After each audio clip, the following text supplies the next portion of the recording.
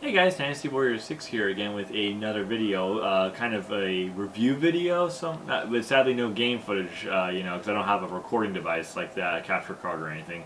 But I'm recommending a new game that I just finished playing, and I finished playing one playthrough, and it is Tales of Xillia. I know a lot of people have gotten this game, I'm hoping, and a lot of people I hope have beaten this game, or have been playing this game pretty successfully and everything like that. But I just recently, I think yesterday, beat Tales of Xillia Jude's story. Now, there will be spoilers in this video, so if you do not want spoilers, go ahead and click off, and everything like that. So I'm just warning you guys right now, there is spoilers.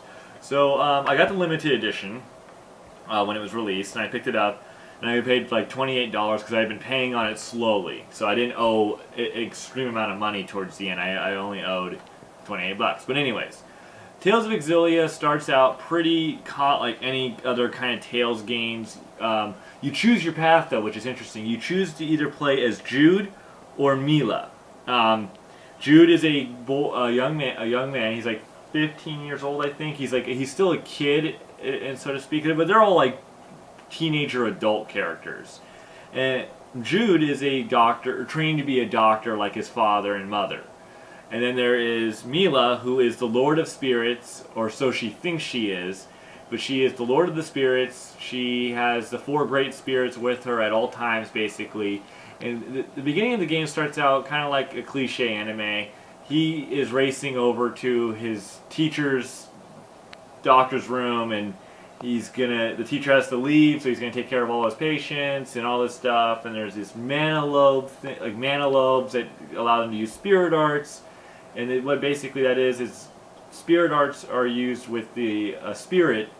And there's spirits and there's humans, and they're in a symbiotic relationship basically, where the humans give mana to spirits, and the spirits use that mana to use the spirit arts, and they also use that mana to sustain themselves as well. So it's kind of a symbiotic relationship between humans and spirits, and that's how like the spirit art system works in the game. That's like the history they use.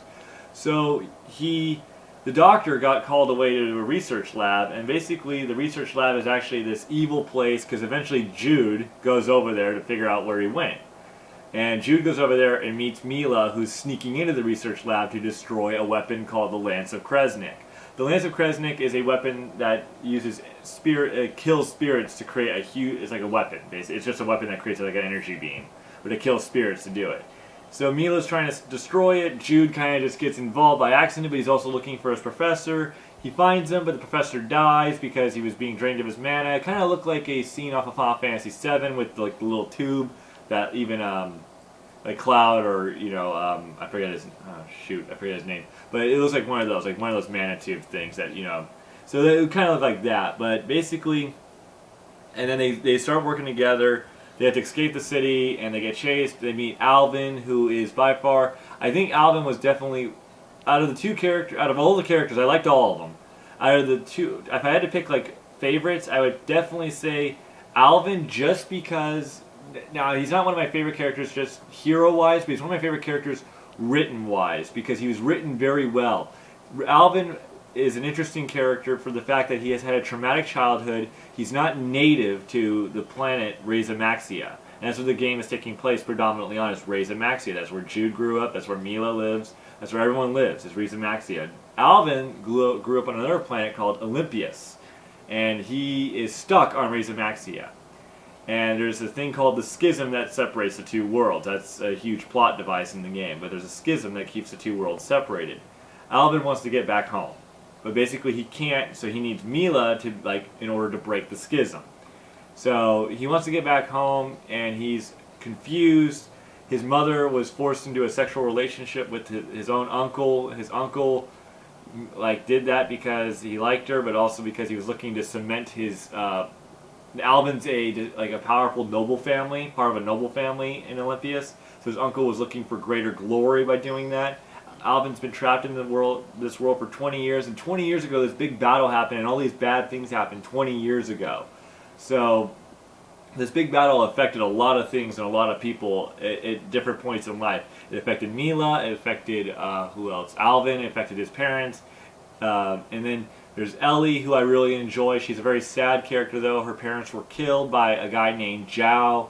He turns out to be a bandit, and it's really a well-written story. Like, there's a lot of good secondary plot and a lot of well-written stuff about the other characters. Rowan was the military genius and strategist for King Noctigal, who is the leader of Fenmont, and then there's King Gaius, who's the leader of Azul, and they're kind of going at war with each other, and then there's all these circumstances that change and everything like that, and Rowan kind of walked away from his duty to, like, a couple years ago, so thus there creates all those problems, and a lot of people look at Rowan negatively. And then there's Leia, who is this little girl right here.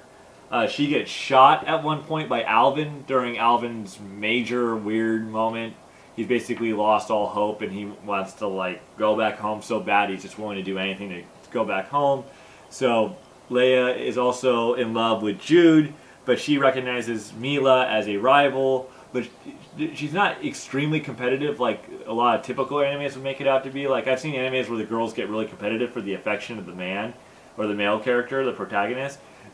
It's not so predominant that I noticed. It was kind of like a secondary thing, which was cool, because if it had been really predominant, it would have got really annoying, I think.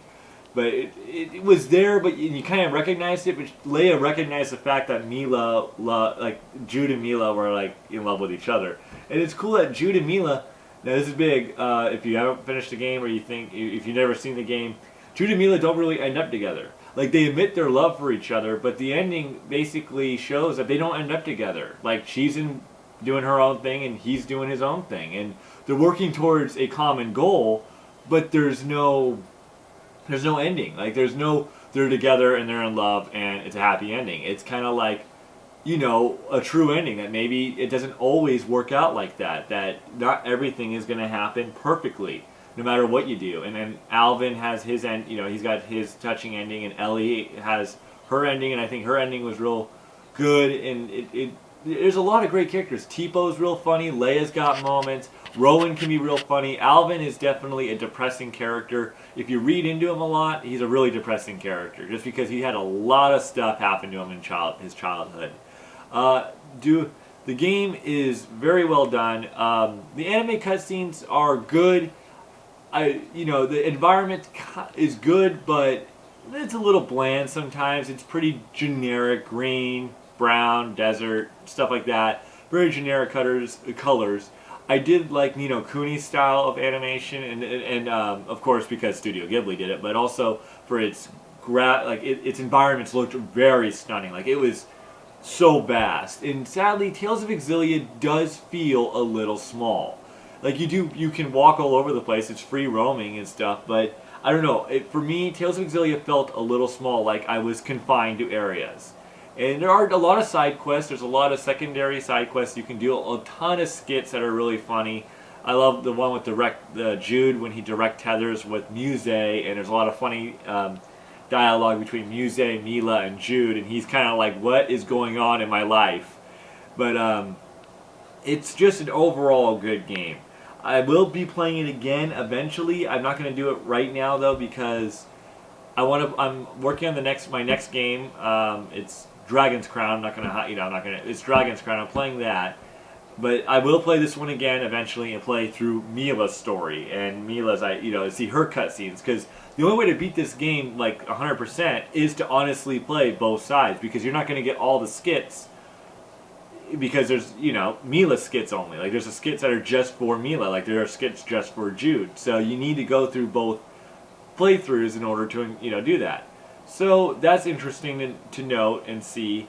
I would recommend this game to anybody who's an RPG fan. It is a little slow to start off with. It is very cliche. It's got kind of like, okay, he's the, like when you meet Alvin, you're like, he's a traitor. Okay, you meet Jude, he's the whiny hero, but he's okay. He's gonna man up eventually. Meet Mila, it's just kind of typical archetypes.